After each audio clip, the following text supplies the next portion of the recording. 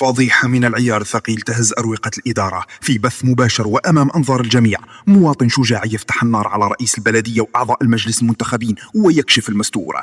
شاهدوا صرخة غضب ورفض قاطع لما وصفه بشهادة الزور والتواطؤ للإطاحة به، والسبب لأنه أدى عمله بضمير وراسل الوالي لفضح التجاوزات والدفاع عن حقوق سكان منطقته. مشهد صادم يطرح تساؤلا جوهريا: هل أصبح قول الحق وإتقان العمل جريمة في مجالسنا؟ شاركونا رأيكم في التعليقات. سيد رئيس بلدية أنا معك باللايف، نهضر معك باللايف، الناس تشوف، العالم كل يشوف. أنت تجي تقول المجلس ماكش سيد وما تهضرش، أنا هو اللي نهضر مش كنت اللي تهضر. المجلس إذا قرر يقرر في حاجة مصيرية، لكن احنا هضرنا وكتبنا. أنا كتبت على طويلة وريكلاميت على طويلة وخدمت خدمتي فيها، جيت تحيني أنت وتنحيني باه بالمجلس بالإعاز منك أنت، لأنه المجلس ما يعلمش بلي أنا خدمت خدمتي وجرت أنا.